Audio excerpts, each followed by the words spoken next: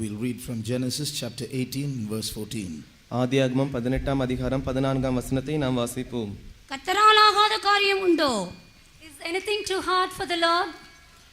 We'll read also from 2 Chronicles chapter 16 and verse 9. இரண்டாம் நாளாகமம் 16ஆம் அதிகாரம் 9ஆம் வசனத்தையும் வாசிப்போம். தம்மை பற்றி உத்தம இருதயத்தோடு இருக்கிறவர்களுக்கு தம்முடைய வல்லமை விளங்க பண்ணும்படி கர்த்தருடைய கண்கள் பூமி எங்கும் உலாவிக் கொண்டிருக்கிறது. போதும். For the eyes of the Lord run to and fro throughout the whole earth to show himself strong in the behalf of them whose heart is perfect toward him. Praise the Lord. கர்த்தருக்கு ஸ்தோத்திரம். Our God is not dead. நம்முடைய தேவன் மரித்தவர் அல்ல. Our God has not changed. நம்முடைய தேவன் மாறாதவர். Our God has not become powerless. நம்முடைய தேவன் வல்லமை அற்றதான தேவன் அல்ல. Our God has not grown old and become weak. நம்முடைய தேவன் ஏதோ வயதாகிவிட்டு அதன் மூலமாக பலவீனம் அடைந்தவர் அல்ல. Our God has not left this planet to go somewhere else and do some other work. நம்முடைய தேவன் இந்த கிரகத்தை எங்கேயோ போக விட்டுவிட்டு அவர் வேறு ஏதோ வேலை செய்ய போகும்படியாக போகவில்லை. Our God is still a living God. நம்முடைய தேவன் இன்னும் ஜீவனோடு இருக்கிறதான தேவன். He is the same God as he was before.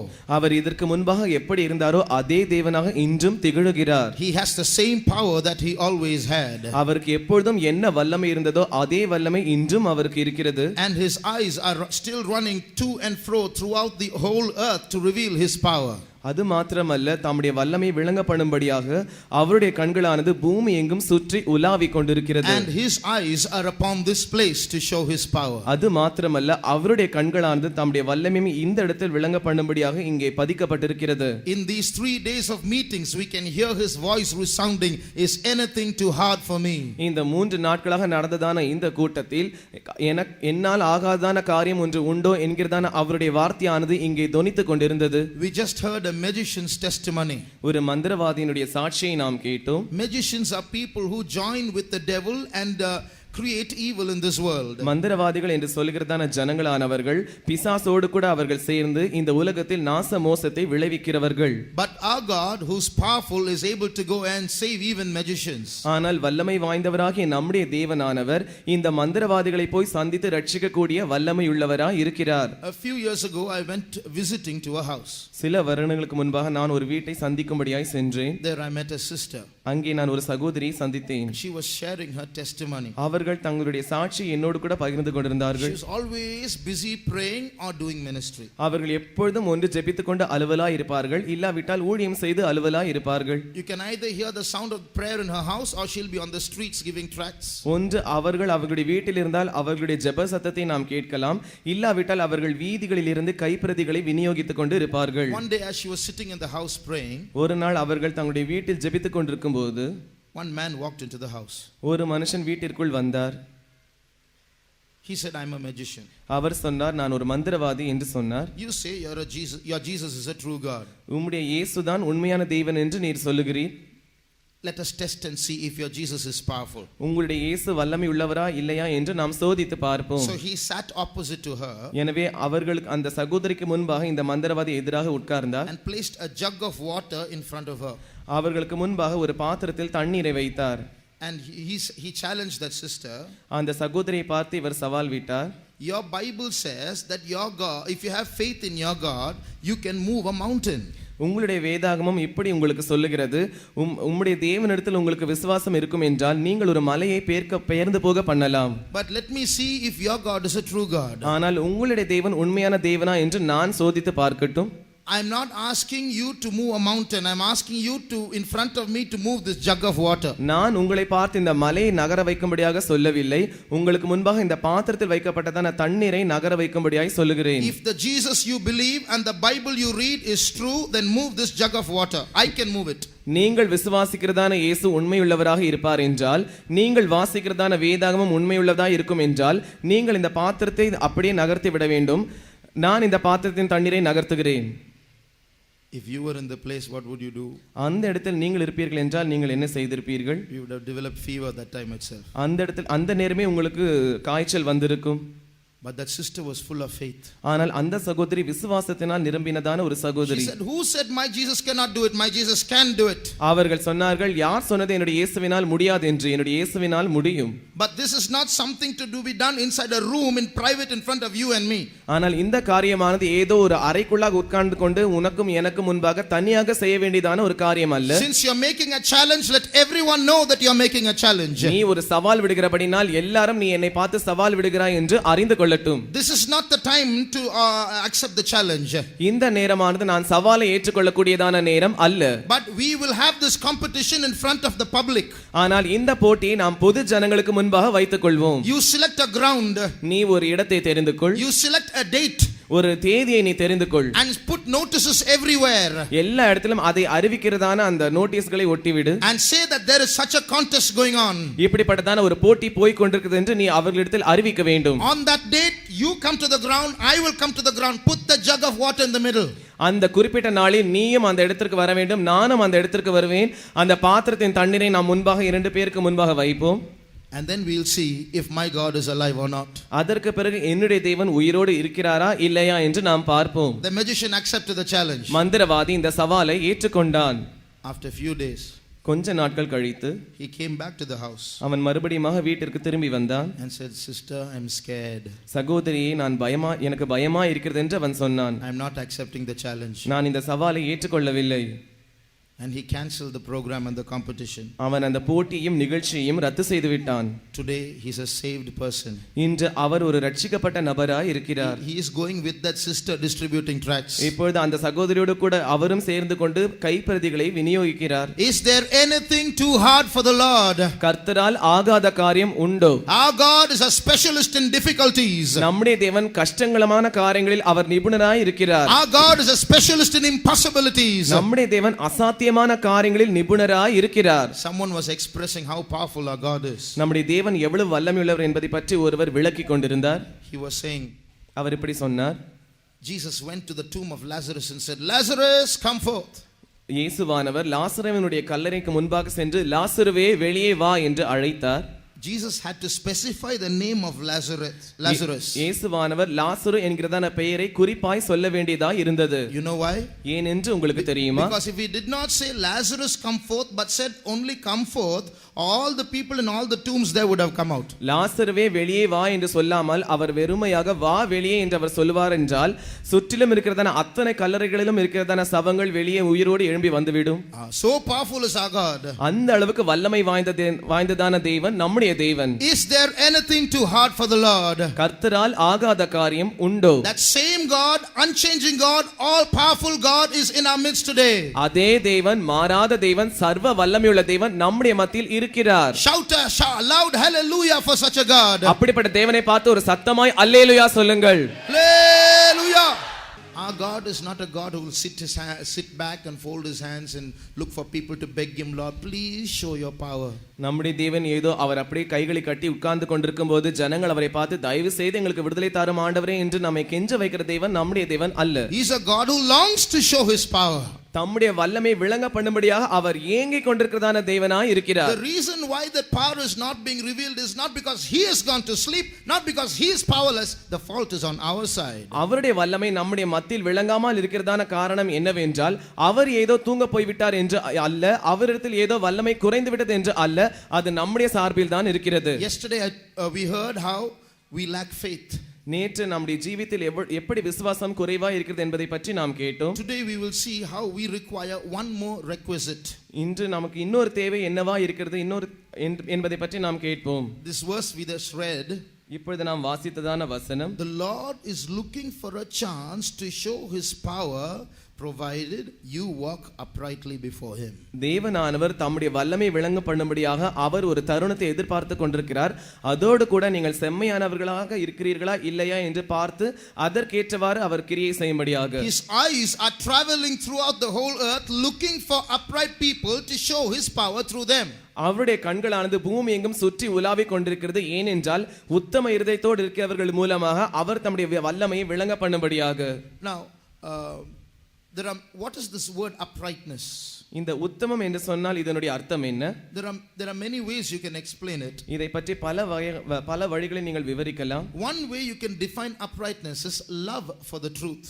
உத்தமத்தை பற்றி நாம் சொல்லுகிறதான ஒரு விளக்கம் என்னவென்றால் சத்தியத்தின் மேல் உள்ளதான ஒரு பிரியம். We must all understand there is something called truth. நாம் யாவரும் சத்தியம் என்று ஒன்று இருக்கிறதை விளங்கிக் கொள்ள வேண்டும். Either God exists or he does not exist. One of the two has to be a truth. தேவன் இருக்கிறாரா இல்லையா இவைகள் இரண்டிலுமே ஏதோ ஒன்று உண்மையானதா இருக்க வேண்டும். Either there is one God or there are many gods. One of these has to be or there is no God. One of them has to be a truth. ஒரு தேவன் இருக்கிறாரா இல்லாவிட்டால் பல வகையான தேவர்கள் இருக்கிறார்களா இல்லாவிட்டால் தேவனே இல்லையா என்கிறதான இந்த மூன்று காரியங்கள் ஏதோ ஒன்று உண்மையா இருக்க வேண்டும். Is there a heaven or is there no heaven? Either there has to be a heaven or there has to be no heaven. One of them has to be a truth. பரலோகம் இருக்கிறதா இல்லையா இல்லாவிட்டால் பரலோகம் இருக்க வேண்டுமா இல்லாவிட்டால் இருக்க வேண்டாமல் இருக்க வேண்டுமா என்கிறதான இந்த இரண்டு காரியங்களில் ஏதோ ஒன்று உண்மையானது. Is there a hell or is there not a hell? Either there is a hell or there is no hell. One of them has to be a truth. நரகம் இருக்கிறதா இல்லையா என்கிறதான இந்த இரண்டு காரியங்களில் ஏதோ ஒன்று உண்மையானதா இருக்க வேண்டும். How do we know what is the truth? எது உண்மை என்பதை பற்றி நாம் எப்படி அறிவோம்? For that we need an upright heart. அதற்காக நமக்கு ஒரு உத்தம இருதயம் அவசியம். We need a love for the truth. சத்தியத்தின் மேல் நமக்கு ஒரு பிரியம் உண்டாக வேண்டும். That means a readiness to accept the truth whatever the truth is. அதனுடைய அர்த்தம் என்னவென்றால் சத்தியம் என்னவாக இருக்கிறதோ அதை அப்படியே ஏற்றுக்கொள்ளக்கூடியதான ஒரு ஆயத்தமான மனது. Which means our heart should not be tilted to one side. இதற்குரிய அர்த்தம் என்னவென்றால் நம்முடைய இருதயமானது ஒரு பக்கமாக சாய்ந்து விடக்கூடாது. Whatever the truth is, we should be ready to receive it. சத்தியம் என்னவாக இருக்கிறதோ அதை நாம் அப்படியே ஏற்றுக்கொள்வதற்கு ஆயத்தமாய் இருக்க வேண்டும். But these are the days when this uprightness is reducing in this world. ஆனால் இந்த நாட்களில் இந்த உலகத்தில் இந்த உத்தமமானது குறைந்து கொண்டே போகிறது. If you go to today, people are talking like this. இன்று ஜனங்கள் இப்படி பேசிக் கொள்ளுகிறார்கள். When the Bible says Jesus is the only God. இயேசு மாத்திரமே ஒரே தேவன் என்று வேதம் சொல்லும்போது, when the Bible says Jesus is the only way for salvation, இயேசு மாத்திரம்தான் ரட்சிப்பிற்கு வழியா இருக்கிறார் என்று வேதம் சொல்லும்போது, when we say there is no other way to heaven besides Jesus, இயேசு அல்லாமல் பரலோகத்துக்கு போவதற்கு வேறு வழி இல்லை என்று நாம் சொல்லும்போது, people don't like to hear that. ஜனங்கள் இதை கேட்பதற்கு விருப்பப்படுகிறதில்லை. They said you should not say that. நாம் அதை சொல்லக்கூடாது என்று அவர்கள் நினைக்கிறார்கள். We must learn to accept everybody's views. மற்ற எல்லாருடைய கண்ணோட்டங்களையும் நாம் ஏற்றுக்கொள்ள வேண்டும் என்று அவர்கள் நினைக்கிறார்கள். We must learn to respect every religion. எல்லா மதத்தையும் நாம் மதிக்க கற்றுக்கொள்ள வேண்டும் என்று அவர்கள் விரும்புகிறார்கள். We must learn to respect everybody's views. எல்லாருடைய கண்ணோட்டங்களையும் நாம் மதிக்க வேண்டும் என்று அவர்கள் விரும்புகிறார்கள். We should not insist on one particular thing all the time. எப்பொழுது பார்த்தாலும் ஒரு குறிப்பிட்ட காரியத்தை பற்றி நாம் சாதிக்க கூடாது என்று அவர்கள் நினைக்கிறார்கள். I have two questions to ask them. அவர்களை பார்த்து நான் கேட்பதற்கு எனக்கு இரண்டு கேள்விகள் இருக்கிறது. They say you must respect every view. அவர்கள் சொல்லுகிறார்கள் நீங்கள் எல்லா கண்ணோட்டத்தையும் மதிக்க வேண்டும். Then why don't they accept the Christian view? அப்படியாக இருக்கும் என்றால் அவர்கள் ஏன் இந்த கிறிஸ்தவ கண்ணோட்டத்தை மதிக்கிறதில்லை, ஏற்றுக்கொள்கிறதில்லை? When they say you must accept every view and respect every view, let them respect our view that Jesus is the only way. எல்லா கண்ணோட்டத்தையும் மதிக்க வேண்டும் என்று அவர்கள் சொல்லும்போது இந்த கிறிஸ்தவ கண்ணோட்டத்தை மட்டும் அவர்கள் ஏன் மதிக்காமல் இருக்கிறார்கள்? Let them accept this way also. இந்த வழியையும் இந்த மார்க்கத்தையும் அவர்கள் ஏற்றுக்கொள்ளட்டுமே. So when they say respect every view, they are not respecting this view. எல்லா கண்ணோட்டத்தையும் மதிக்க வேண்டும் என்று அவர்கள் சொல்லும்போது இந்த கண்ணோட்டத்தை அவர்கள் மதிக்கிறதில்லையே. Second question. இரண்டாவது கேள்வி. They say we should not insist on one thing.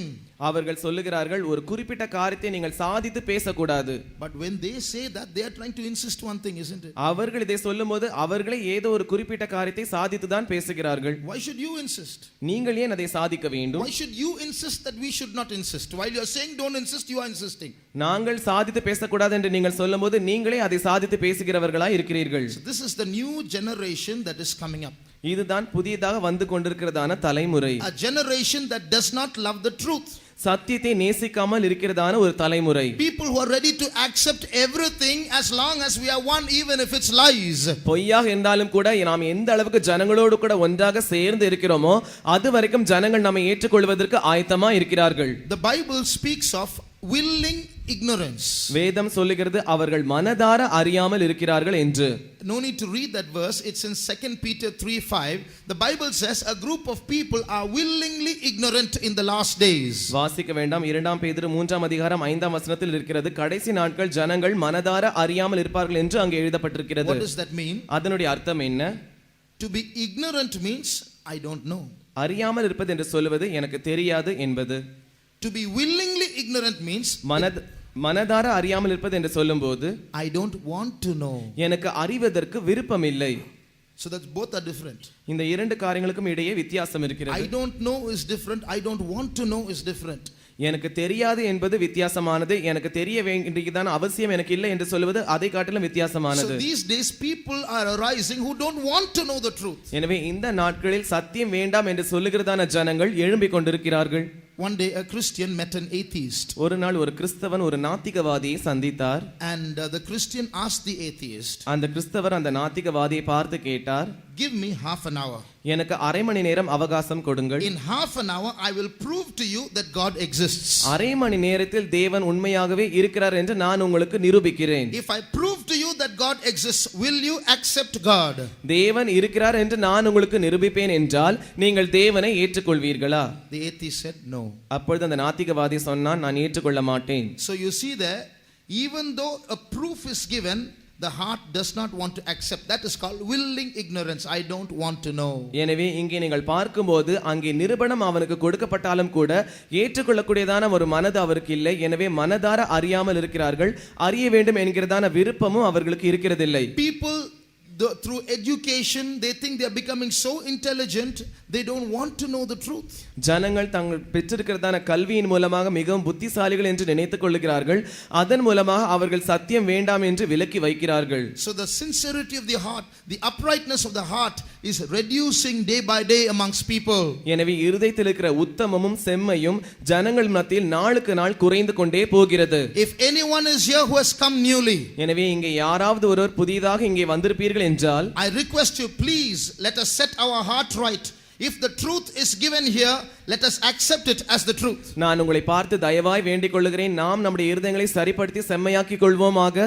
இங்கே சத்தியமானது போதிக்கப்பட்டால் அதை நாம் அப்படியே ஆயத்தமாய் ஏற்றுக்கொள்வோமாக. If there is no God, if there is no heaven, if there is no hell, let's enjoy life. We are returning to the dust. தேவன் இல்லாவிட்டால், பரலோகம் என்று ஒன்று இல்லாவிட்டால், நரகம் என்று ஒன்று இல்லாவிட்டால் நாம் வாழ்க்கை சந்தோஷமாய் அனுபவிக்கலாம். நீங்கள் கடைசியில் தூளுக்கு திரும்புவீர்கள். But if God is there, if heaven is true, if hell is true, ஆனால் தேவன் இருக்கிறார் என்பது உண்மை என்றால், பரலோகம் உண்மையாய் இருக்கும் என்றால், நரகம் உண்மையாய் இருக்கும் என்றால், if your heart is sincere and upright, God will show it to you. உங்களுடைய இருதயமானது உத்தமமும் செம்மையுமாய் இருக்கும் என்றால் தேவன் அந்த வழியை உங்களுக்கு காண்பிப்பார். If you want to know who God is, he will show it to you. தேவன் யார் என்று அறிய வேண்டும் என்று நீங்கள் விரும்பினால் தேவன் அதை உங்களுக்கு காண்பிப்பார். If you want to know about heaven and hell, he will show it to you. பரலோகத்தை பற்றியும் நரகத்தை பற்றியும் நீங்கள் அறிய வேண்டும் என்று விரும்பினால் தேவனே அதை உங்களுக்கு காண்பிப்பார். But for that you need a heart that is upright, a heart that loves the truth. அதற்காக உங்களுக்கு ஒரு செம்மையான உத்தமமுள்ள இருதயம் தேவை. தேவனுடைய சத்தியத்தை நேசிக்கிறதான ஒரு மனது உங்களுக்கு தேவை. Some people, because of their religious upbringing, they are very stubborn about their own understanding of things. சில ஜனங்கள் தங்களுடைய குறிப்பிட்ட மதத்தில் அவர்கள் பக்தி வைராக்கியமாய் வளர்க்கப்படுகிறபடினால் தாங்கள் எதை அறிந்திருக்கிறார்களோ அதை பற்றி மிகவும் அவர்கள் முரட்டாட்டம் உள்ளவர்களாய் இருக்கிறார்கள். So if God tells us what the truth is, சத்தியம் என்னவென்று தேவன் அவர்களிடத்தில் சொல்லும்போது we should be ready to accept it. நாம் அதை ஏற்றுக்கொள்வதற்கு ஆயத்தம் உள்ளவர்களாய் இருக்க வேண்டும். There was a man who was mentally affected. மன ரீதியில் பாதிக்கப்பட்டதான ஒரு மனுஷன் இருந்தான். He kept thinking he was dead. அவன் தான் மரித்து போய்விட்டேன் என்று அவன் நினைத்துக் கொண்டிருந்தான். He kept telling everyone, I'm dead. நான் செத்து போய்விட்டேன் என்று அவன் எல்லாரிடத்திலும் சொல்லிக் கொண்டிருந்தான். Everybody asked him, then how are you talking and so on. He wouldn't accept the truth. No, I'm dead. அப்பொழுது எல்லாரும் அவனை பார்த்து, நீ செத்து போய்விட்டால் எப்படி நீ பேசிக் கொண்டிருக்கிறாய் என்று கேட்கும்போது அவன் அந்த உண்மையை ஏற்றுக்கொள்ளாமல், இல்லை நான் செத்து போய்விட்டேன் என்று சொல்லிக் கொண்டிருந்தான். Then finally the doctors and psychiatrists got together and made a plan. கடைசியாக மருத்துவர்களும் மனோதத்துவ நிபுணர்களும் ஒன்றாக சேர்ந்து ஒரு திட்டம் போட்டார்கள். Somehow we should make him prove he's alive. எப்படியாவது இவன் உயிரோடு இருக்கிறான் என்று நாம் இவனுக்கு நிரூபித்து காட்ட வேண்டும். So they told him a truth. எனவே அவனுக்கு அவர்கள் ஒரு உண்மையை சொன்னார்கள். Only living people will bleed. உயிரோடு இருக்கிற ஜனங்களுக்கு மாத்திரம் தான் ரத்தம் வரும் என்று அவர்கள் சொன்னார்கள். Only living people will bleed. உயிரோடு இருக்கிற ஜனங்களுக்கு மாத்திரம்தான் ரத்தம் வரும் என்று அவர்கள் சொன்னார்கள். So only if a person is alive, if you cut him, will he bleed? Otherwise he won't bleed. ஒரு மனுஷன் உயிரோடு இருந்து அவனை நாம் வெட்டுவோம் என்றால் அவனுக்கு மாத்திரம்தான் ரத்தம் வரும். அவன் உயிரோடு இல்லாமல் இருந்தால் அவனுக்கு ரத்தம் வராது. Every day they kept repeating that sentence to him. ஒவ்வொரு நாளும் அவர்கள் அவனுக்கு அந்த வாக்கியத்தை மறுபடியுமாய் சொல்லிக் கொண்டே இருந்தார்கள். Till finally it went into his head. கடைசியாக அது அவனுடைய மனதிற்குள் சென்றது. They said, say it with us, only living people bleed. அவர்கள் அவனை பார்த்து சொன்னார்கள், நீ எங்களோடு கூட சேர்ந்து சொல்லு, உயிரோடு இருக்கிறவனுக்கு மாத்திரம்தான் ரத்தம் வரும். He said, only living people bleed. அப்பொழுது அவன் சொன்னான், உயிரோடு இருக்கிறவர்களுக்கு மாத்திரம்தான் ரத்தம் வரும். So they made him repeat it many times. அவர்கள் தொடர்ந்து அவனை மறுபடியுமாய் சொல்ல வைத்தார்கள். Then they asked him, do you accept that this is true?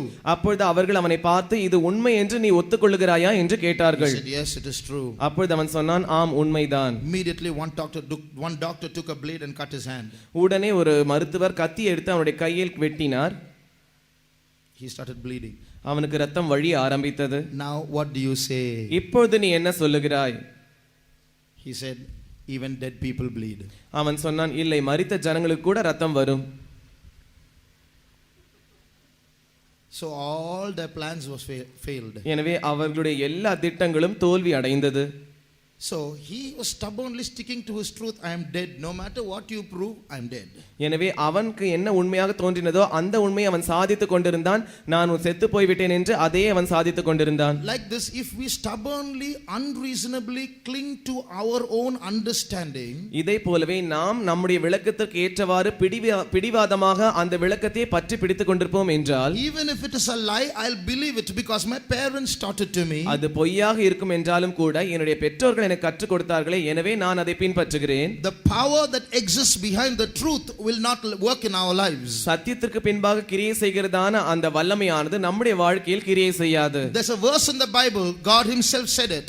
வேதத்தில் ஒரு வசனம் இருக்கிறது, அதை தேவன் தாமே சொல்லி இருக்கிறார். Men loved darkness rather than the light. மனுஷர்கள் வெளிச்சத்தை காட்டிலும் அவர்கள் இருளை நேசித்தார்கள். Men loved darkness rather than the light. மனுஷர்கள் வெளிச்சத்தை நேசிப்பதை காட்டிலும் இருளை நேசித்தார்கள். Men love lies rather than the truth. மனுஷர்கள் சத்தியத்தை நேசிப்பதை காட்டிலும் பொய்களை நேசித்தார்கள். That is the state of the world today. இதுதான் இன்றைய உலகத்தினுடைய நிலவரமாய் இருக்கிறது. They don't want to listen. அவர்களுக்கு செவி கொடுப்பதற்கு விருப்பம் இல்லை. That's why the Bible says in the last days people will come with itching ears. They will not listen to the truth, but they will turn aside to fables. எனவே தான் அந்த வேதமானது இப்படிப்பட்ட ஒரு வசனத்தை சொல்லுகிறது. கடைசி நாட்கள் ஜனங்கள் செவித்தின உள்ளவர்களாய் இருப்பார்கள். அவர்கள் உண்மைக்கு இடம் கொடாமல் அவர்கள் கட்டுக்கதைகளுக்கு சாய்ந்து போகும் காலம் வரும். So people will rather believe fables, stories, lies rather than what is real. எனவே ஜனங்கள் எது நிஜமா இருக்கிறதோ அதை நம்புவதற்கு பதிலாக கதைகளையும் பொய்களையும் அவர்கள் நம்பிக்கொண்டிருப்பார்கள். In such a situation, இப்படிப்பட்ட சூழ்நிலையில் the devil is creating that atmosphere. பிசாசானவன் இதற்கேற்ற ஒரு சூழ்நிலையை உண்டாக்கி கொண்டிருக்கிறான். So when the antichrist comes with lies, எனவே அந்த கிறிஸ்துவானவன் பொய்களோடு கூட இறங்கி வரும்போது it's very easy for him to take over the world. உலகத்தை தனக்கு பக்கமாய் எடுத்துக்கொண்டு போவதற்கு அவன் மிகவும் எளிதாய் இருக்கும். Dear brother, dear sister, do you know the Bible prophesies that one man is going to rule the whole world very soon? அருமையான சகோதரனே, சகோதரியே, வேதமானது இப்படிப்பட்ட ஒரு தீர்க்க தரிசனத்தை உரைத்திருக்கிறது என்று உங்களுக்கு தெரியுமா? ஒரு மனுஷன் இந்த உலகத்தை ஆளுகை செய்ய போகிறான் என்று உரைத்திருக்கிறது. To come to power, he has to utter a lot of lies. அவன் ஆளுகைக்கு வர வேண்டும் வரும்படியாக அவன் அநேக பொய்களை சொல்ல வேண்டியதா இருக்கிறது. And if our heart lacks uprightness, we'll believe all those lies. அது மாத்திரமல்ல, நம்முடைய இதயத்தில் செம்மையான காரியமானது குறைவா இருக்கும் என்றால் நாம் பொய்களை நம்ப ஆரம்பிப்போம். He will say peace, peace, peace and come into power. அவன் ஜனங்களிடத்தில் சமாதானம் சமாதானம் என்று சொல்லி ஆட்சிக்கு வருவான். And everybody will accept him. எல்லாரும் அவனை ஏற்றுக்கொள்வார்கள். And the moment he sits to rule, it will be war, war, war after that. அவன் உட்கார்ந்து ஆளுகை செய்கிறதான அந்த நிமிஷம் தொடங்கி அதற்கு பிறகு உலகம் முழுவதும் யுத்தங்கள் யுத்தங்கள் என்று ஆரம்பிக்கும். The whole world is ready to accept that great deception. முழு உலகமும் அந்த வஞ்சகத்தை ஒத்துக்கொள்வதற்கு ஆயத்தமாய் இருக்கிறது. But God has brought you here to tell you the truth. ஆனால் தேவனோ உங்களுக்கு சத்தியத்தை சொல்லும்படியாக இங்கே உங்களை அழைத்து கொண்டு வந்திருக்கிறார். One day there was a pastor who in a period of time kept on speaking about holiness and overcoming life. ஒரு முறை ஒரு பாஸ்டர் கொஞ்ச காலங்களாக பரிசுத்தத்தை பற்றியும் ஜெயஜீவத்தை பற்றியும் தொடர்ந்து பிரசங்கம் பண்ணி கொண்டே இருந்தார். He kept on pressing on that point. அவர் தொடர்ந்து அந்த காரியத்தை பற்றி அவர் சொல்லிக் கொண்டே இருந்தார். After the meeting was over, கூட்டம் முடிந்த பிறகு one of the listeners started criticizing the pastor. அதை கவனித்ததான ஒருவர் பாஸ்டரை விமர்சனம் பண்ண ஆரம்பித்தார். What's this pastor always saying holiness, holiness, overcoming life? என்ன இந்த பாஸ்டர் எப்பொழுது பார்த்தாலும் பரிசுத்தம் பரிசுத்தம் ஜெயஜீவம் என்று சொல்லிக் கொண்டிருக்கிறார்? Something is wrong with his life. That's why he's keeping on saying that. அவருடைய வாழ்க்கையில் தான் ஏதோ தவறு இருக்கிறது போல் இருக்கிறது, எனவே தான் அவர் இதை தொடர்ந்து சொல்லிக் கொண்டிருக்கிறார். But the truth was, ஆனால் சத்தியம் என்னவென்றால் something was wrong with that believer's life. அந்த விசுவாசியினுடைய ஜீவித்தில் ஏதோ ஒரு தவறு இருந்தது. I knew him personally. நான் அவரை தனிப்பட்ட விதத்தில் அறிவேன். But why did he criticize the pastor? ஆனால் அவர் ஏன் அந்த பாஸ்டரை விமர்சனம் செய்தார்? There is a saying in English, if you don't like the message, attack the messenger. ஆங்கிலத்தில் இப்படிப்பட்ட ஒரு பழமொழி இருக்கிறது, பிரசங்கமானது உங்களுக்கு செய்தி உங்களுக்கு பிடிக்காவிட்டால் செய்தியாளரை நீங்கள் தாக்க வேண்டும். If you don't like the message, attack the messenger. செய்தி உங்களுக்கு பிடிக்காமல் இருக்கும் என்றால் நீங்கள் செய்தியாளரை தாக்குங்கள். So when the message comes, எனவே செய்தியானது வரும்போது, when the truth comes, சத்தியமானது வரும்போது, instead of humbling ourselves and receiving the truth, நம்மை நாமே தாழ்த்தி சத்தியத்தை ஏற்றுக்கொள்வதற்கு பதிலாக, instead of setting our hearts right according to the truth, சத்தியத்திற்கு ஏற்றவாறு நம்முடைய இதயத்தை செம்மைப்படுத்துவதற்கு பதிலாக, our heart remains as it is, but we reject the truth, attack the speaker. நம்முடைய இதயமானது அதே நிலவரத்தில் இருக்கிறது, சத்தியத்தை தள்ளிவிட்டு நாம் அந்த பேசுகிறவரை தாக்க ஆரம்பிக்கிறோம். The time is coming when people will not love the truth. காலமானது வருகிறது, அப்பொழுது ஜனங்கள் சத்தியத்தை நேசிக்க மாட்டார்கள். When Jesus stood before Pilate, இயேசுவானவர் பிலாத்துவின் முன்பாக நின்றபோது, Jesus said, I have come to bear witness of the truth. நான் சத்தியத்தை பற்றி சாட்சி கூறும்படியாக வந்தேன் என்று சொன்னார். Then Pilate asked him, அப்பொழுது பிலாத்து அவரை பார்த்து கேட்டான், what is truth? சத்தியமாவது என்ன? Then a wonderful thing happened. அப்பொழுது ஒரு அற்புதமான காரியம் நிகழ்ந்தது. The moment Pilate asked what is truth, பிலாத்து இயேசுவை பார்த்து சத்தியமாவது என்ன என்று கேட்ட அந்த நிமிஷத்தில் தானே, what did Pilate do? பிலாத்து என்ன செய்தான்? Read John chapter 18 37 and 38. யோவான் 18 அதிகாரம் 37 38 வசனங்களை வாசியுங்கள். அப்பொழுது பிலாத்து அவரை நோக்கி, அப்படியானால் நீ ராஜாவோ என்றான். இயேசு பிரதியுத்தரமாக, நீ சொல்கிறபடி நான் ராஜாதான். சத்தியத்தை குறித்து சாட்சி கொடுக்க நான் பிறந்தேன், இதற்காகவே இந்த உலகத்தில் வந்தேன். சத்தியவான் எவனும் என் சத்தம் கேட்கிறான் என்றார். அதற்கு பிலாத்து, சத்தியமாவது என்ன என்றான். மறுபடியும் அவன் யூதர்களிடத்தில் வெளியே வந்து, நான் அவனிடத்தில் ஒரு குற்றமும் காணேன்.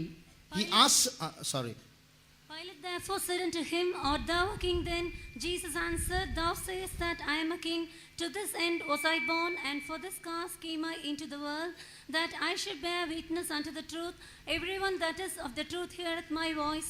Pilate said unto him, what is truth? And when he had said this, he went out again. Here what is written, இங்கே என்ன எழுதப்பட்டிருக்கிறது? he asks a question but doesn't wait for the answer, he just walks out. இவன் ஒரு கேள்வியை கேட்டுக்கொண்டு பதிலுக்காக காத்திருக்காமல் அப்படியே நடந்து போய் விடுகிறான். This is the heart of man today. இதுதான் இன்றைய மனுஷனுக்குள் இருக்கிறதான இருதயத்தின் நிலவரம். So full of questions, so full of criticisms, but we don't want to know the answers. முற்றிலும் கேள்விகள், முற்றிலும் விமர்சனங்கள், பதிலுக்காக காத்திருக்காமல் போகிறதான ஒரு காரியம். And if the answer comes in a way we don't like, we attack the messenger. அப்படியே பதிலும் நமக்கு விரும்பாத பட்சத்தில் வருவதும் என்றால் நாம் அந்த செய்தியாளரை தாக்க ஆரம்பிக்கிறோம். If you turn to the book of Jeremiah, எரேமியாவின் புத்தகத்துக்கு வேதங்களை திருப்புங்கள். chapter 42, 42ஆம் அதிகாரம். Here we see a group of people coming to Jeremiah and saying, tell us what God has told you, we'll listen to it. இங்கே ஒரு கூட்ட ஜனங்கள் எரேமியாவின் இடத்தில் வந்து, கர்த்தர் உமக்கு என்ன சொன்னாரோ அதை எங்களிடத்தில் சொல்லுங்கள், நாங்கள் அதற்கு செவி கொடுப்போம் என்று அவர்கள் சொல்லுகிறார்கள். Chapter 42 verse 5 and 6. 42ஆம் அதிகாரம் 5ஆம் 6ஆம் வசனங்கள். அப்பொழுது அவர்கள் எரேமியாவை நோக்கி, உம்முடைய தேவனாகிய கர்த்தர் உம்மை கொண்டு எங்களுக்கு சொல்லி அனுப்பும் எல்லா வார்த்தைகளின்படியும் நாங்கள் செய்யாவிட்டால், கர்த்தர் நமக்கு நடுவே சத்தியமும் உண்மையுமாக சாட்சியாயிருக்க கடவர். அது நன்மையானாலும் தீமையானாலும் சரி, எங்கள் தேவனாகிய கர்த்தரின் சத்தத்துக்கு நாங்கள் கீழ்ப்படிவதனால் எங்களுக்கு நன்மை உண்டாகும்படி நாங்கள் உம்மை அனுப்புகிற எங்கள் தேவனாகிய கர்த்தருடைய சத்தத்துக்கு கீழ்ப்படிந்து நடப்போம் என்றார்கள்.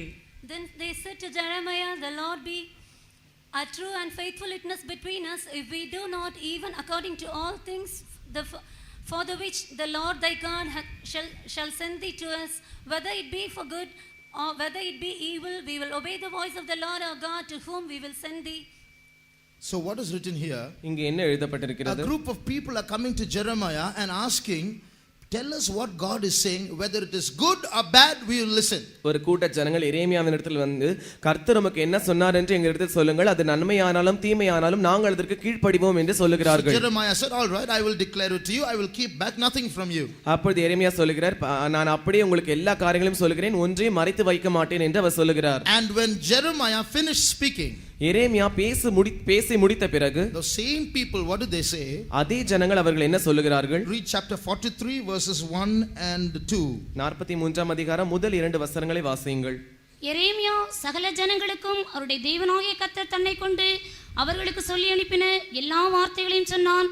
அவருடைய தேவனாகிய கர்த்தருடைய எல்லா வார்த்தைகளையும் அவன் அவர்களுக்கு சொல்லி முடித்த பின்பு உசையாவின் குமாரனாகிய அசரியாவும் கரேயாவின் குமாரனாகிய யோகனானும் அகங்காரிகளான எல்லா மனுஷரும் எரேமியாவை நோக்கி நீ பொய் சொல்லுகிறாய். போதும். So what is written here? இங்கே என்ன எழுதப்பட்டிருக்கிறது? They said, whatever you say, whether it's good or bad, we will listen. But at the end of the speech, after the end of what Jeremiah said, they said, no, you're telling lies. முதலாவதாக அவர்கள் எரேமியாவை பார்த்து, நீர் என்ன சொன்னாலும் நாங்கள் ஏற்றுக்கொள்கிறோம், நன்மையானாலும் தீமையானாலும் நாங்கள் அதற்கு கீழ்ப்படிவோம் என்று சொல்லுகிறார்கள்.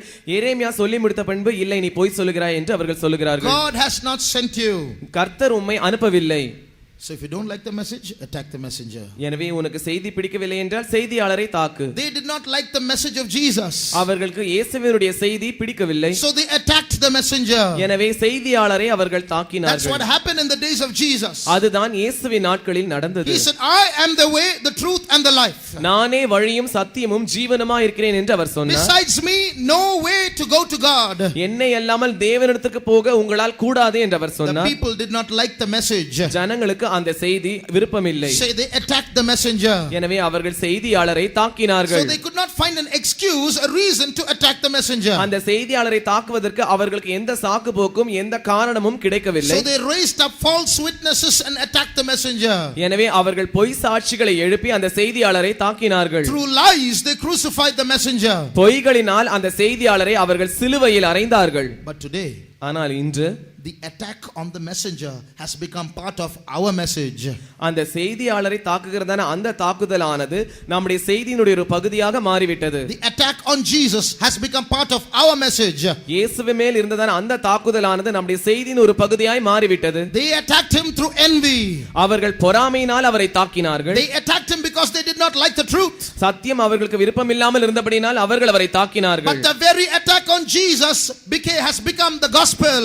ஆனால் இயேசுவை தாக்கியதனா அந்த தாக்குதலானது இன்று சுவிசேஷமாய் மாறிவிட்டது. They attacked him because their hearts were not upright. அவர்கள் இருதயம் செம்மையாய் இல்லாமல் இருந்தபடினால் அவர்கள் அவரை தாக்கினார்கள். But Jesus accepted it. ஆனால் இயேசுவோ அதை ஏற்றுக்கொண்டார். And he took the attack. அவர் அந்த தாக்குதலையும் எடுத்தார். They allowed him to nail him on the cross. அவர் தம்மை சிலுவையில் அறையும்படி He allowed them to nail him on the cross. அவர்கள் அவரை சிலுவையில் அறையும்படியாக அவர் தம்மை ஒப்புக்கொடுத்தார். Today that has become our message. இன்று அதுவே நம்முடைய செய்தியாய் மாறி இருக்கிறது. Today the death of Jesus, the attack on Jesus has become the center of the message of Christianity. இன்று இயேசுவினுடைய மரணமானது இயேசுவை தாக்கினதான அந்த தாக்குதலானது கிறிஸ்தவத்தினுடைய ஒரு மையமாய் மாறிவிட்டது. No other God has died for people. எந்த மற்ற தேவனும் ஜனங்களுக்காக மரிக்கவில்லை. In every religion there are philosophies, there are good teachings, we do not deny it. எல்லா மதங்களிலும் தத்துவங்கள் இருக்கிறது, நல்ல போதனைகள் இருக்கிறது, அதை நாங்கள் மறுக்கிறதில்லை. But which God has loved the people enough to give his life? ஆனால் எந்த தேவன் தம்முடைய ஜனங்களுக்காக மரிக்கிற அளவுக்கு நேசித்து தம்முடைய ஜீவனை கொடுத்திருக்கிறார்? Jesus did not die because he could not face the enemies. இயேசுவானவர் ஏதோ சத்துருக்களை எதிர்க்க முடியாமல் இருந்தபடியினால் அவர் மரித்து போகவில்லை. Jesus said, if I think in my mind I can bring down 72,000 angels and kill you all. இயேசு சொன்னார், நான் என்னுடைய மனதிலே நினைத்தால் போதும் 72,000 தூதர்களை நான் கொண்டு வந்து உங்கள் எல்லாரையும் கொன்று போட என்னால் முடியும். One angel, the Bible says, killed 185,000 people. Then 72,000 angels could have killed the entire earth's population. வேதமானது இப்படி சொல்லுகிறது, ஒரு தூதனானவன் 185,000 பேரை அவன் கொன்று போட்டான் என்று சொல்லுகிறது. அப்படியாக இருக்கும் என்றால் 72,000 தூதர்கள் சென்று முழு பூமியில் இருக்கிறவர்களையும் கொன்று போட்டிருப்பார்கள். So Jesus was saying, if I want to, I can make the whole world extinct of human beings. எனவே இயேசுவானவர் இப்படி சொன்னார், நான் விரும்பினேன் என்றால், நான் நினைத்தேன் என்றால் இந்த முழு பூமியுமே ஒன்றுமில்லாமல் ஜனங்களை கொன்று போட்டு மனுஷன் இல்லாத பூமியாய் நான் மாற்ற முடியும். But he did not think.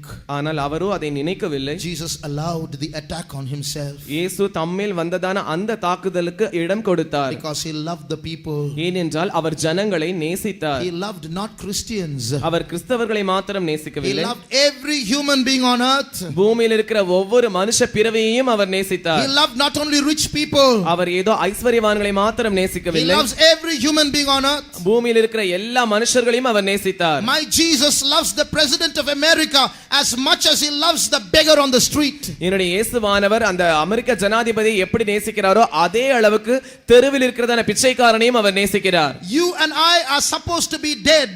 நீங்களும் நானும் மரித்திருக்க வேண்டும். The Bible says every sin has a punishment and the punishment is death. வேதம் சொல்லுகிறது ஒவ்வொரு பாவத்திற்கும் ஒரு தண்டனை உண்டு, அந்த தண்டனை மரணம். So you and I are the ones supposed to die because the Bible says there's no one who has not sinned. எனவே நீங்களும் நானும் தான் மரித்திருக்க வேண்டும், ஏனென்றால் பாவம் செய்யாதவன் ஒருவனும் இல்லை என்று வேதம் சொல்லுகிறது. But God could not stay there in heaven to watch every man die. ஆனால் ஒவ்வொரு மனுஷனும் மரித்துக் கொண்டிருப்பதை பார்த்துக்கொண்டு தேவனால் அங்கே இருக்க முடியவில்லை. He came down to his own. அவர் தம்முடைய சொந்தக்காரர்களிடத்தில் வந்தார். But his own received him not. ஆனால் அவருடைய சொந்த ஜனங்களோ அவரை ஏற்றுக்கொள்ளவில்லை. They are the ones who hated him. அவரை பகைத்தவர்கள் அவர்களாய் இருந்தார்கள். They said you're a liar. நீ ஒரு பொய்யன் என்று அவர்கள் You சொன்னார்கள். say you're God, you're not God. நீர் தேவன் அல்ல என்று அவர்கள் சொன்னார்கள். You have a devil inside you. உமக்குள்ளே பிசாசு இருக்கிறது என்று அவர்கள் சொன்னார்கள். You're a drunkard. நீ ஒரு மதுபான பிரியன் என்று அவர்கள் சொன்னார்கள். You're a glutton. நீ ஒரு போஜன பிரியன் என்று அவர்கள் You're a சொன்னார்கள். friend of sinners. நீ பாவிகளின் நண்பன் என்று அவர்கள் So சொன்னார்கள். you can't be God. எனவே நீர் தேவனாய் இருக்க So முடியாது. they made a plan and killed him. எனவே அவர்கள் ஒரு திட்டம் தீட்டி அவரை கொலை செய்தார்கள். In the plan of God, God gave him permission to die. தேவனுடைய திட்டத்தில் தேவனானவர் அவருக்கு மரணிக்கும்படியான ஒரு தண்டனையை கொடுத்தார். Permission to ஒரு die. அனுமதியை கொடுத்தார். God allowed Jesus to die so that you and I might not die. நீங்களும் நானும் மரிக்காமல் இருக்கும்படியாக தேவனானவர் இயேசுவை மரிக்கும்படியாக அனுமதி கொடுத்தார். One day in a Christian home, a mother died. ஒரு நாள் ஒரு கிறிஸ்தவ வீட்டில் ஒரு தாயார் மரித்து போனார்கள்.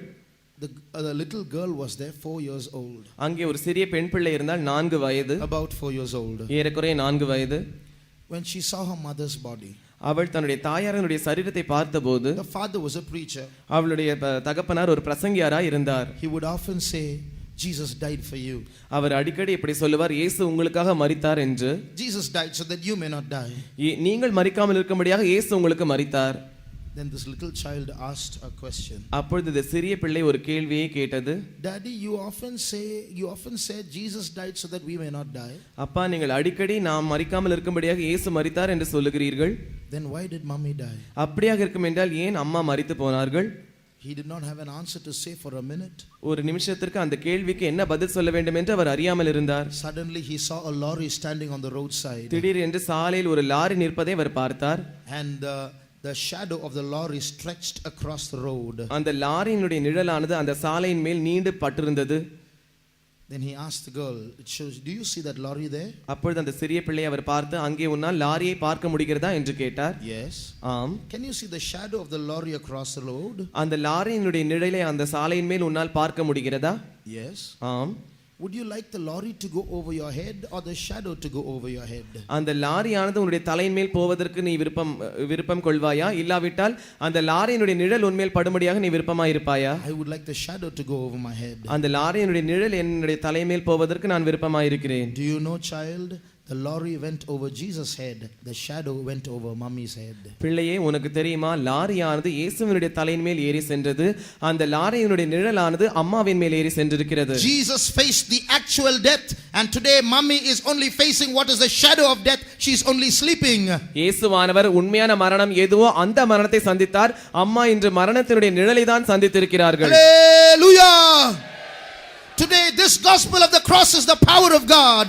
இன்று இந்த சிலுவையின் சுவிசேஷமானது தேவனுடைய வல்லமையாய் இருக்கிறது. 1 minute shall we close our eyes? ஒரு நிமிடம் நாம் யாவரும் நம்முடைய கண்களை மூடுவோம். If there's anyone who does not believe this truth, இங்கே இருக்கிற யாராவது ஒருவராவது இந்த சத்தியத்தை ஒத்துக்கொள்ளாமல் நம்பாமல் இருப்பீர்கள் என்றால், if there's anyone here living a life of sin, ஒரு பாவ வாழ்க்கை இங்கே யாராவது செய்து கொண்டிருப்பீர்கள் என்றால், This is the truth. இதுதான் சத்தியம். Jesus died for you.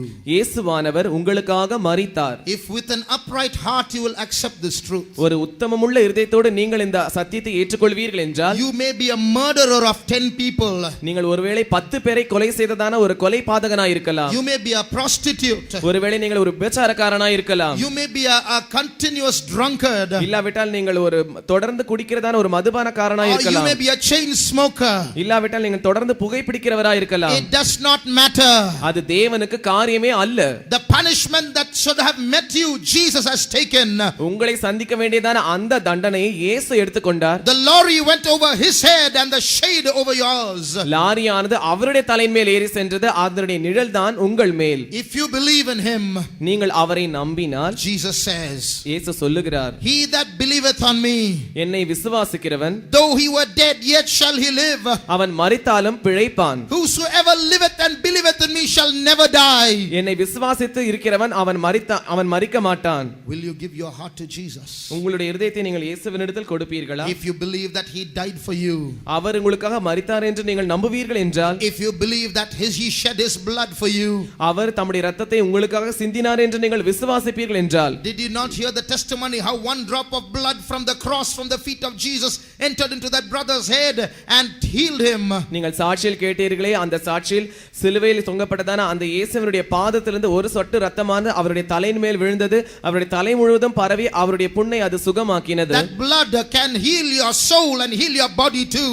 அந்த இரத்தமானது உங்களுடைய ஆத்மாவை குணப்படுத்தும், உங்களுடைய சரீரத்தை சுகமாக்கும். No matter how terrible your sin might be, உங்களுடைய பாவம் எவ்வளவு பயங்கரமாக இருந்தாலும் பரவாயில்லை, no matter how often you have been committing that sin, நீங்கள் அந்த பாவத்தை அடிக்கடி செய்திருந்தாலும் பரவாயில்லை, that blood of Jesus has the power to cleanse you. அந்த இயேசுவின் இரத்தமானது உங்களை சுத்தமாக்குவதற்கு வல்லமை உள்ளது. The death of Jesus has the power to deliver you. இயேசுவின் மரணமானது உங்களை விடுவிக்கிறதுக்கு வல்லமை உள்ளதா இருக்கிறது. Today sin is a mighty power in the world. இன்று பாவமானது உலகத்தில் ஒரு பெரிய வல்லமையாய் இருக்கிறது. Everybody trembles before sin. எல்லாரும் பாவத்திற்கு முன்பாய் நடுங்குகிறார்கள். The tallest man in the world is a slave to sin.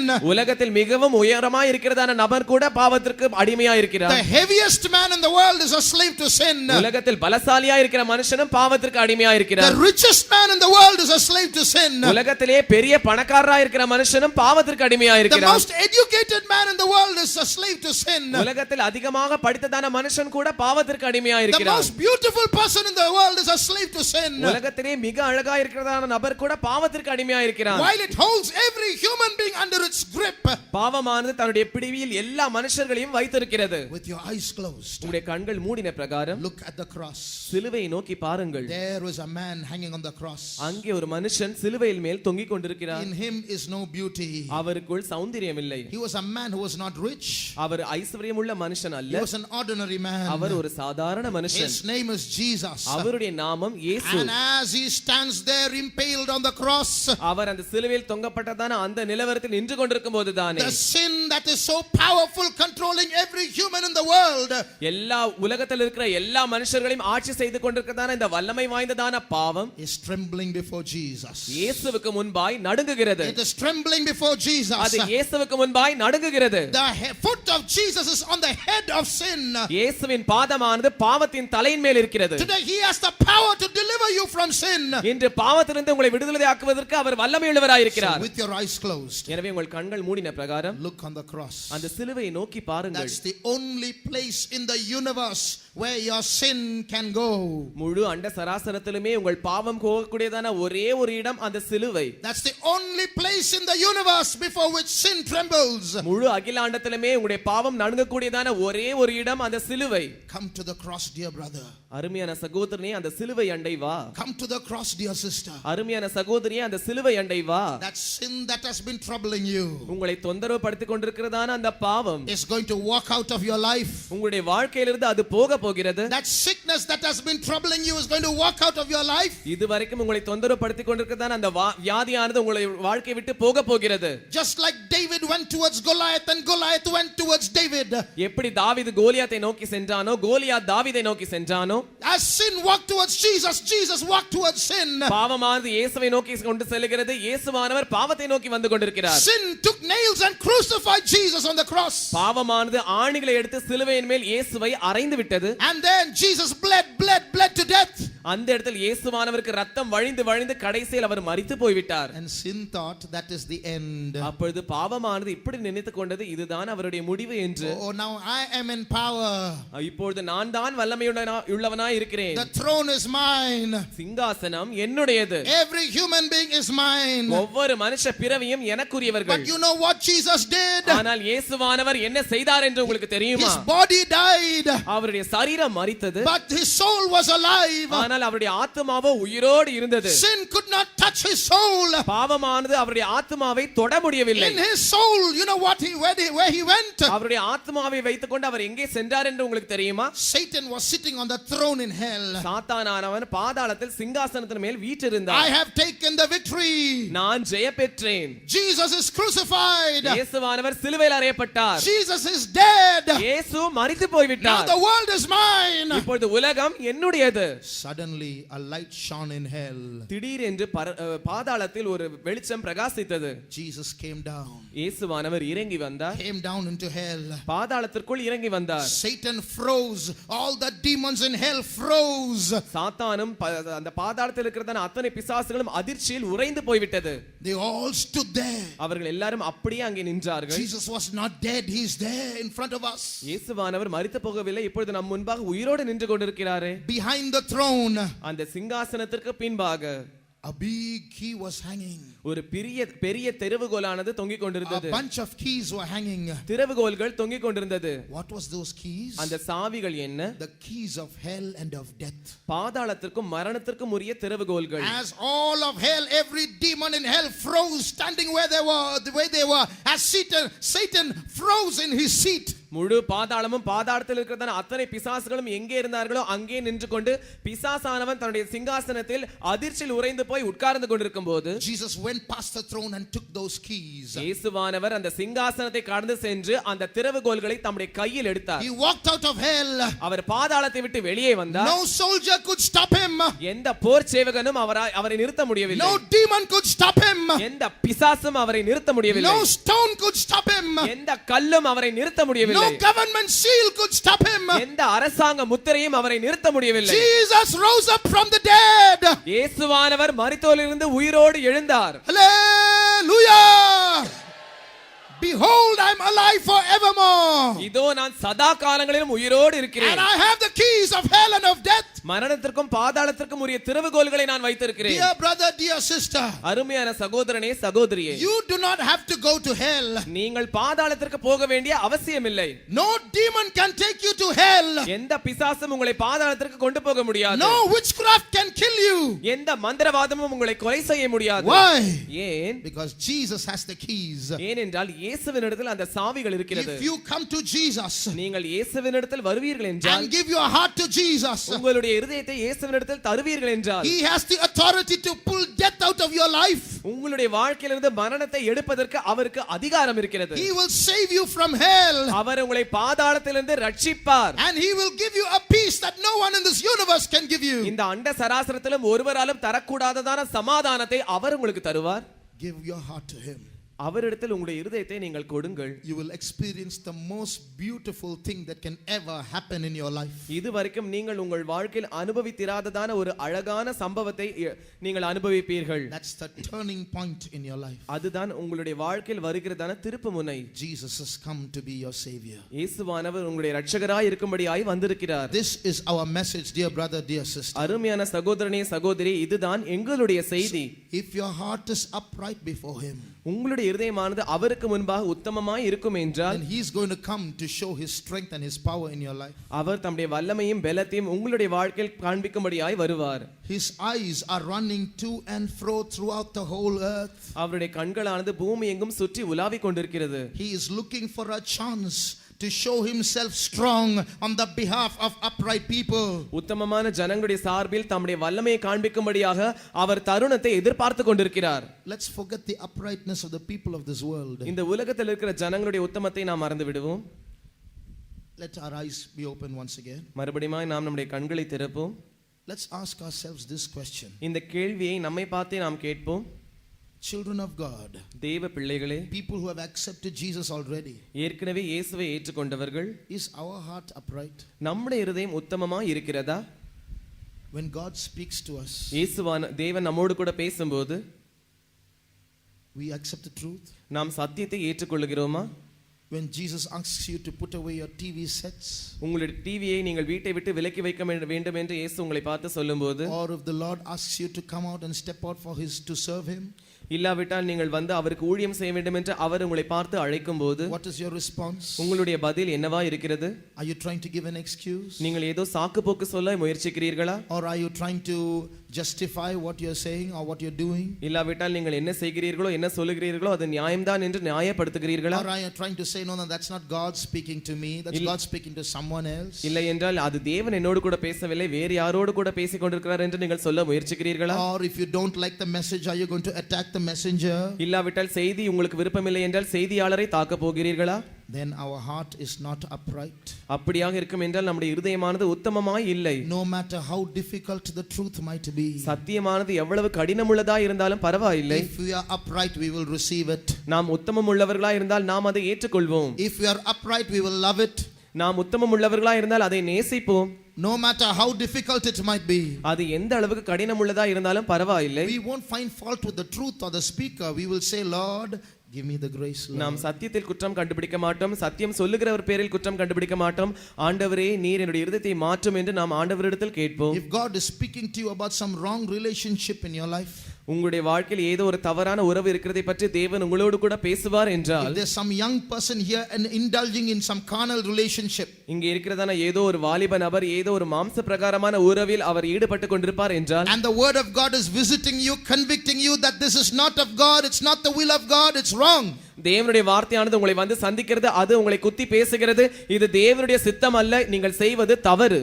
What's your heart saying? உங்களுடைய இருதயம் இதற்கு என்ன சொல்லுகிறது? If you don't like the message, attack the messenger. உங்களுக்கு செய்தி விருப்பமில்லை என்றால் செய்தியாளரை தாக்க வேண்டுமா? Are you trying to justify yourself? நீங்கள் உங்களை தாங்களே நியாயப்படுத்திக் கொள்கிறீர்களா? Are you looking for a verse in the Bible where your wrong can be made right? இல்லாவிட்டால் உங்களுடைய தவறானது சரிப்படுத்திக் கொள்வதற்காக நீங்கள் வேதத்தில் அதற்கு ஆதாரமாக ஒரு வசனத்தை தேடிக் கொண்டிருக்கிறீர்களா? Be not deceived. If your heart is not upright, you may find such a verse, but you'll only fall and be broken and snared and taken, as the Bible says. நீங்கள் வஞ்சிக்கப்பட்டு போக வேண்டாம். உங்களுடைய இருதயமானது உத்தமமா இல்லை என்றால் அப்படிப்பட்ட வசனத்தை கண்டுபிடிப்பீர்கள். ஆனால் அந்த வசனமானது நீங்கள் கண்ணில் மாட்டிக்கொள்ளும்படியாக செய்யும், உங்களை விழ வைக்கும், பாதாளத்திற்கு உங்களை கொண்டு போகும். These are the last days. இவைகள் கடைசி நாட்கள். In the world there are two groups of people. உலகத்தில் இரண்டு கூட்ட ஜனங்கள் இருக்கிறார்கள். One group of people are lovers of truth. ஒரு கூட்ட ஜனங்கள் சத்தியத்தை நேசிக்கிறவர்கள். Another group of people, they are lovers of lies. மற்றொரு கூட்ட ஜனங்கள் அவர்கள் பொய்களை You நேசிக்கிறவர்கள். know why they love the lies? அவர்கள் ஏன் பொய்களை நேசிக்கிறார்கள் என்று உங்களுக்கு தெரியுமா? Because they can live as they like. ஏனென்றால் அவர்களுக்கு எப்படி விருப்பமோ அப்படியே வாழ்ந்து கொள்ளலாம். They can live according to their own lusts. அவர்கள் தங்களுடைய சொந்த இச்சைகளுக்கு ஏற்றவாறு வாழ்ந்து கொள்ளலாம். If they love the truth, they have to submit to the truth. அவர்கள் சத்தியத்தை நேசிப்பார்கள் என்றால் சத்தியத்திற்கு அவர்களை அர்ப்பணிக்க வேண்டுமே. They'll have a God who tells them laws to keep, do this, don't do this. அவர்களுக்கு ஒரு தேவன் இருக்கிறார், நீங்கள் இதை செய்ய வேண்டும் அதை செய்யக்கூடாது என்று அவர்களுக்கு ஒரு பட்டியலை தருகிறார். So they throw that God out so that they can love lies and live as they like. எனவே அந்த தேவனை அவர்கள் தூர எறிந்துவிட்டு பொய்களை நேசித்துக் கொண்டு அதற்கேற்றவாறு அவர்கள் வாழுவதற்கு விருப்பம். Very soon God is going to leave this world. அதி சீக்கிரத்தில் தேவனானவர் இந்த உலகத்தை விட்டு போக போகிறார். Today the presence of God is in this world. இன்று தேவனுடைய சமூகமானது இந்த உலகத்தில் இருக்கிறது. Today the presence of God is in this ground. இன்று தேவனுடைய சமூகமானது இந்த மைதானத்தில் இருக்கிறது. Today the presence of God is around you. இன்று தேவனுடைய சமூகமானது உங்களை சூழ்ந்து இருக்கிறது. Today the voice of God is speaking to you. இன்று தேவனுடைய வார்த்தையானது உங்களை பார்த்து பேசிக் கொண்டிருக்கிறது. But a day is coming. ஒரு நாள் வரப்போகிறது. It's coming very soon. அது வெகு விரைவில் வந்து கொண்டிருக்கிறது. The presence of God will be no more in this world. அதற்கு பிறகு தேவனுடைய சமூகமானது உலகத்தில் இருக்காது. God is going to leave. தேவனானவர் போக போகிறார். His voice will no more be heard in this world. அதற்கு பிறகு இந்த உலகத்தில் அவருடைய சத்தம் கேட்கப்படாது. But when he leaves, ஆனால் அவர் போகும்போது He's going to take a group of people with him. அவர் தம்மோடு கூட ஒரு கூட்ட ஜனங்களை கூட்டிக் கொண்டு போக A போகிறார். group of people who have loved the truth. சத்தியத்தை நேசித்ததான அந்த கூட்ட ஜனங்கள். But before he leaves, ஆனால் அவர் போவதற்கு முன்பாக his eyes are traveling throughout the whole world. அவருடைய கண்களானது முழு பூமி எங்கும் சுற்றி கொண்டிருக்கிறது. And he's looking for people with upright hearts. உத்தமமுள்ள இருதயத்தோடு இருக்கிற ஜனங்களை அவர் தேடிக் கொண்டிருக்கிறார். And through them a worldwide revival is going to break out. அவர்கள் மூலமாக உலகளாவிய எழுப்புதலானது வரப்போகிறது. Through them a worldwide revival is going to break out. அவர் மூலமாக முழு உலகத்திலும் ஒரு பெரிய எழுப்புதல் வரப்போகிறது. The whole world is going to see the power of that God who challenged, is anything too hard for me. முழு உலகமும் அவருடைய வல்லமை காண போகிறது. என்னால் ஆகாத காரியம் ஒன்று உண்டோ என்று சவால் விட்டதான அவருடைய வல்லமையை அது பார்க்க போகிறது. They are going to see how powerful that God is. அந்த தேவனானவர் எவ்வளவு வல்லமையுள்ளவர் என்று அவர்கள் பார்க்க போகிறார்கள். And if you walk uprightly before him, those who see it are going to see it, because God is going to use you to reveal his power. நீங்கள் அவருக்கு முன்பாக உத்தமமாய் இருப்பீர்கள் என்றால் அவருடைய வல்லமையை பார்த்தவர்கள் மறுபடியும் அவருடைய வல்லமையை பார்க்க கூடியவர்களாய் இருக்கிறார்கள். So God is going to use you in the last days. எனவே கடைசி நாட்களில் தேவன் உங்களை பாவிக்க போகிறார். Dear brother, dear sister, அருமையான சகோதரனே சகோதரியே, dear friend, அருமையான நண்பனே, do you love the truth? நீங்கள் சத்தியத்தை நேசிக்கிறீர்களா? If you love the truth, நீங்கள் சத்தியத்தை நேசிப்பீர்கள் என்றால் and I want you to acknowledge three things. நான் மூன்று காரியங்களை நீங்கள் ஒத்துக்கொள்ளும்படியாக வேண்டிக் கொள்கிறேன். There are three truths I want to place before you. உங்களுக்கு முன்பாக நான் வைப்பதற்கு மூன்று சத்தியங்கள் இருக்கிறது. If your heart is sincere, you may accept it. உங்களுடைய இருதயமானது உத்தமமாய் உண்மையாய் இருக்கும் என்றால் நீங்கள் அதை ஏற்றுக்கொள்ளலாம். Or if you feel that what we are saying from here is a lie, you may reject it. இல்லாவிட்டால் நாங்கள் இங்கே இருந்து என்ன சொல்லுகிறோமோ அது பொய் என்று நீங்கள் உணர்வீர்கள் என்றால் நீங்கள் இதை புறக்கணிக்கலாம். The first thing, முதலாவது காரியம், the first truth, முதலாவது சத்தியம், I am a sinner. நான் ஒரு பாவி. Let every person listening to these words acknowledge, I am a sinner. இந்த வார்த்தைகளை கேட்டுக்கொண்டிருக்கிறதான ஒவ்வொரு நபரும் நான் ஒரு பாவி என்று அவர்கள் ஒத்துக்கொள்ளட்டும். Even as I speak to you, I accept this truth that I am a sinner. உங்களோடு கூட பேசிக்கொண்டிருக்கிற நான் தானே இந்த சத்தியத்தை நான் ஏற்றுக்கொள்கிறேன், நான் ஒரு பாவி. Before that holy God, அந்த பரிசுத்தமுள்ள தேவனுக்கு முன்பாக, before that sinless God, அந்த பாவமில்லாத தேவனுக்கு முன்பாக, before the most holy God, அந்த மகா பரிசுத்தமுள்ள தேவனுக்கு முன்பாக, I am only covered by his grace. I am a sinner. நான் அவருடைய கிருபையினால் மூடப்பட்டிருக்கிறேன், நான் ஒரு பாவி. That's the first truth. இதுதான் முதலாவது சத்தியம். Will you accept this, dear brother, dear sister? அருமையான சகோதரனே சகோதரியே, நீங்கள் இந்த சத்தியத்தை ஏற்றுக்கொள்வீர்களா? The second truth, இரண்டாவது சத்தியம், Jesus is Savior. இயேசுவே இரட்சகர். Not only that, அது மாத்திரமல்ல, he alone is Savior. அவரே இரட்சகர். There is no other Savior besides him. அவரை அல்லாமல் இரட்சகர் இல்லை. Do you accept this truth? இந்த சத்தியத்தை நீங்கள் ஏற்றுக்கொள்கிறீர்களா? Jesus is not one of the many saviors. He alone is Savior. இயேசுவானவர் இருக்கிறதான பல இரட்சகர்களில் அவர் ஒரு இரட்சகர் அல்ல, அவரே இரட்சகர், அவர் மாத்திரம்தான் இரட்சகர். Do you accept this second truth? இந்த இரண்டாவது சத்தியத்தை நீங்கள் ஒத்துக்கொள்கிறீர்களா? The third truth. மூன்றாவது சத்தியம், If you accept the first two truths, நீங்கள் இந்த முன்பாக சொல்லப்பட்டதான் அந்த இரண்டு சத்தியங்களையும் நீங்கள் ஏற்றுக்கொள்வீர்கள் என்றால், then the third truth comes. மூன்றாவது சத்தியம் வருகிறது. There is nothing too hard for the Lord. கர்த்தரால் ஆகாத காரியம் ஒன்றுமில்லை. Whatever is the need of your life, உங்களுடைய வாழ்க்கைக்கு என்ன தேவையாய் இருந்தாலும், whatever is the shortfall in your life, உங்களுடைய வாழ்வில் என்ன குறைவு இருந்தாலும், whatever is the burden of your life, உங்களுடைய வாழ்வில் என்ன வகையான பாரம் இருந்தாலும், whatever is the attack on your life, உங்களுக்கு என்ன தாக்குதல் இருந்தாலும், do you believe this third truth? இந்த மூன்றாவது சத்தியத்தை நீங்கள் விசுவாசிக்கிறீர்களா? There is nothing too hard for the Lord. கர்த்தரால் ஆகாத காரியம் இல்லை. If you accept these three truths, இந்த மூன்று சத்தியங்களையும் நீங்கள் ஏற்றுக்கொள்வீர்கள் என்றால், then in one sense you are an upright person. ஒரு அர்த்தத்தில் நீங்கள் ஒரு உத்தமமான நபர். God is going to reveal his power through you. தேவன் தம்முடைய வல்லமையை உங்கள் மூலமாக வெளிப்படுத்த You போகிறார். are not going to be healed, and you are not only going to be healed, you are going to be a healer. நீங்கள் சுகமாக்கப்படுவது மாத்திரம் அல்ல, நீங்கள் மற்றவர்களை சுகமாக்கப்படுகிறதான சுகம் கொடுக்கிறவர்களாக இருப்பீர்கள். You are not only going to be saved, you are going to be one who leads to salvation. நீங்கள் ரட்சிக்கப்படுவது மாத்திரமல்ல, மற்றவர்களை ரட்சிப்புக்குள் வழிநடத்தக்கூடியவர்களாக இருப்பீர்கள். You are not only going to be freed from demons, you are going to have the power to cast out demons. பிசாசு உங்களை விட்டு ஓட போவது மாத்திரமல்ல, நீங்கள் பிசாசுகளை துரத்துகிறவர்களாக இருப்பீர்கள். But before that, ஆனால் அதற்கு முன்பாக you must understand one thing. நாம் ஒரு காரியத்தை விளங்கிக் கொள்ள வேண்டும். These upright people whom God is looking for, தேவன் தேடுகிறதான இந்த உத்தமமுள்ள ஜனங்கள், they are all weak people. அவர்கள் யாவரும் பலவீனராய் இருக்கிறதான ஜனங்கள். One moment the grace of God leaves them, they are back in the dungeon of sin.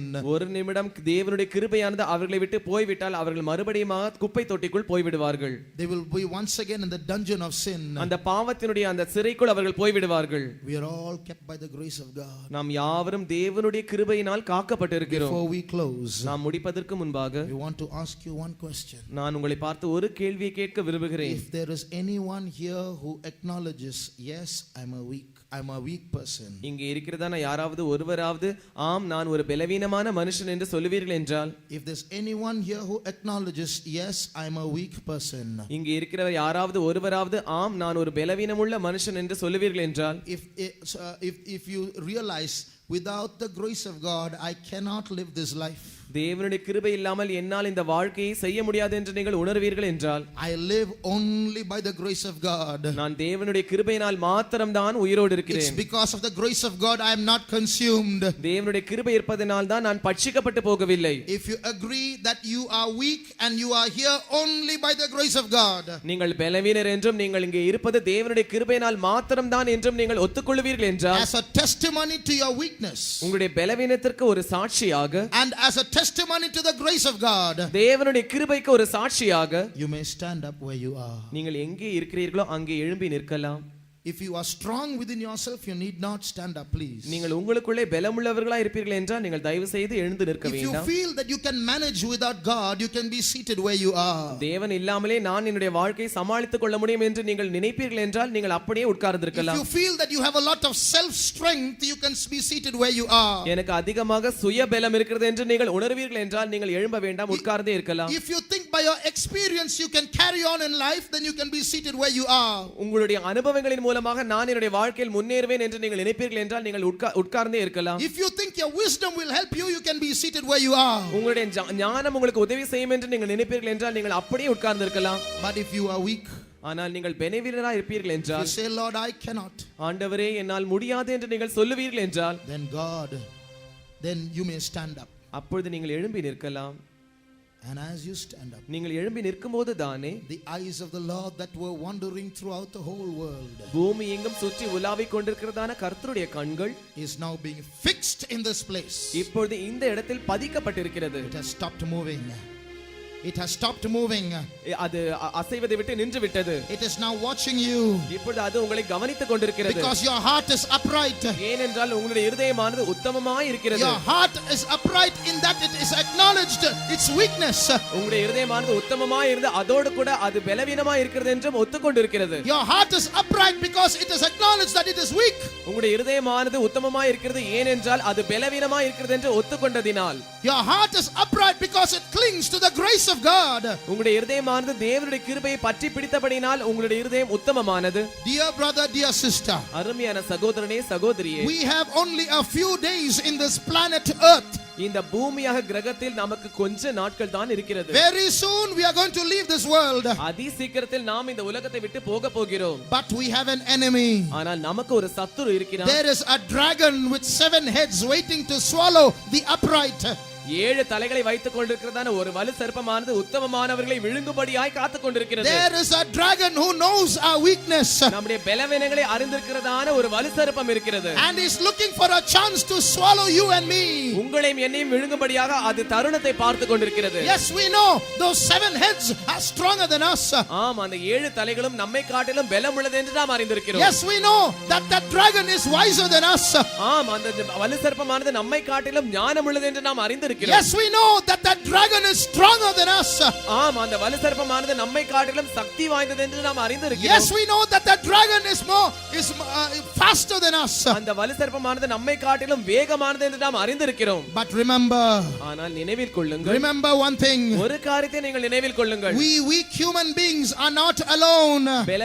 பலவீனராகிய மனுஷர்களாகிய நாம் தனியாக இல்லை. We human beings are not alone. மனுஷர்களாகிய நாம் தனியாக இல்லை. We have a captain. நமக்கு ஒரு தலைவர் இருக்கிறார். We have a captain. நமக்கு ஒரு தலைவர் இருக்கிறார். His name is Jesus. அவருடைய பெயர்தான் இயேசு. And he is with us. அவர் நம்மோடு கூட இருக்கிறார். And his grace is with us. அவருடைய கிருபையானது நம்மோடு கூட His இருக்கிறது. eyes are upon us. அவருடைய கண்களானது நம்மேல் இருக்கிறது. He is going to reveal his power in us. அவர் தம்முடைய வல்லமையை நமக்குள் விளங்க பண்ண போகிறார். He is going to reveal his power through us. அவர் நம் மூலமாக தம்முடைய வல்லமையை விளங்க பண்ண போகிறார். Can you hear his voice? அவருடைய சத்தத்தை உங்களால் கேட்க முடிகிறதா? Can you hear his voice? அவருடைய சத்தத்தை உங்களால் கேட்க முடிகிறதா? Is anything too hard for me? என்னால் ஆகாத காரியம் ஒன்று உண்டோ? Is anything too hard for me? என்னால் ஆகாத காரியம் ஒன்று உண்டோ? Is anything too hard for me? என்னால் ஆகாத காரியம் ஒன்று Is உண்டோ? anything too hard for me? என்னால் ஆகாத காரியம் ஒன்று உண்டோ? That dragon is waiting to swallow the man child. அந்த வலு சர்ப்பமானது அந்த ஆண் பிள்ளை விழுங்கும்படியாய் முயற்சித்து But you கொண்டிருக்கிறது. know what is going to happen? ஆனால் என்ன நடக்க போகிறது என்று உங்களுக்கு You தெரியுமா? know what is going to happen? என்ன சம்பவிக்க போகிறது என்று உங்களுக்கு That தெரியுமா? man child is not just going to escape to the throne of God. அந்த ஆண் பிள்ளையானது தேவனுடைய சிங்காசனத்திற்கு தப்பி போவது மாத்திரமல்ல, That man child is going to crush the heads of those dragon and then escape. அந்த ஆண் பிள்ளையானது அந்த வலு சர்ப்பத்தினுடைய தலைகளை மிதித்து நசுக்கி விட்டு அதற்கு பிறகு போக போகிறது. The victory is ours. ஜெயமோ நம்முடையது. The victory is ours. ஜெயமோ நம்முடையது. The victory is ours. ஜெயமோ நம்முடையது.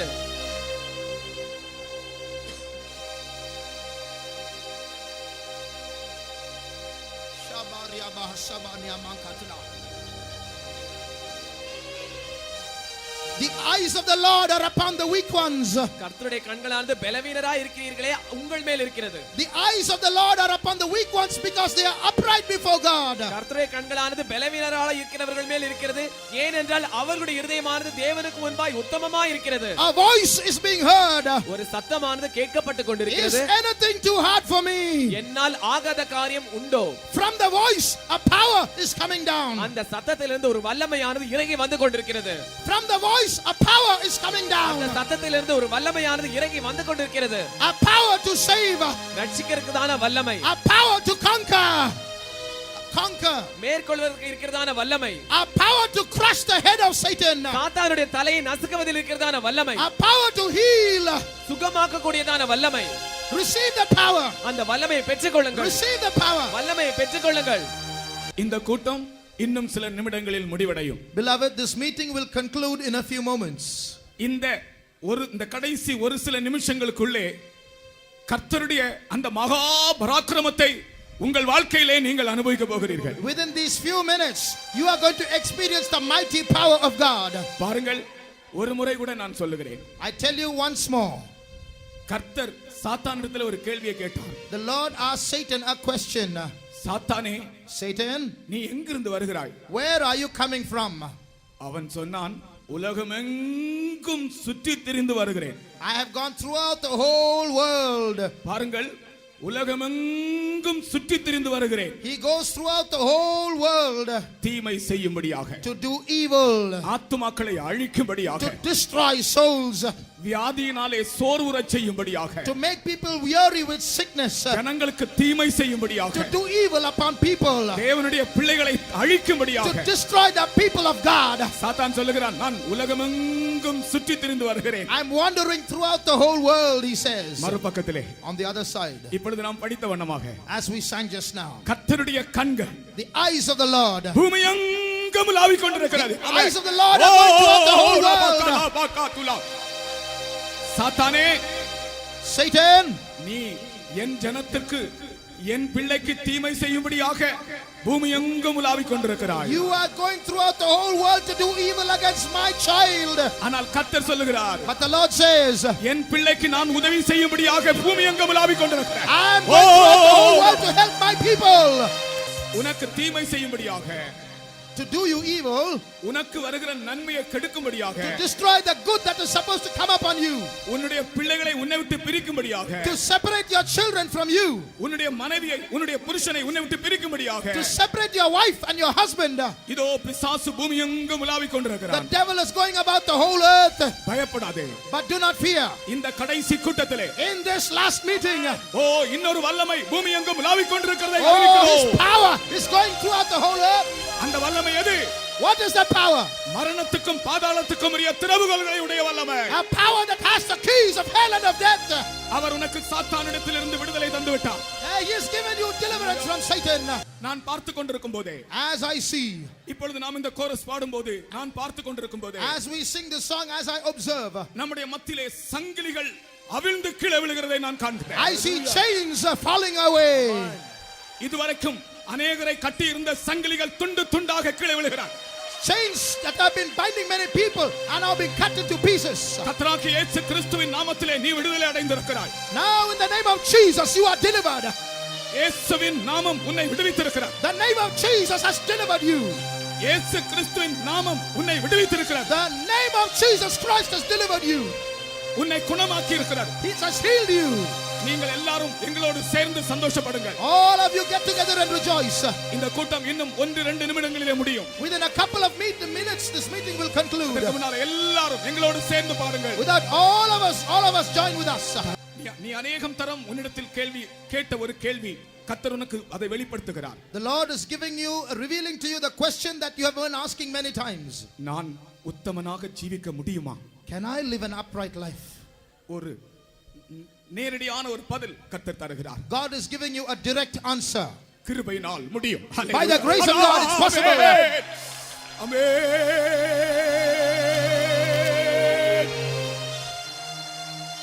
அல்லேலூயா. லகதிரபகதுலா கஷலபகதுலா கலா.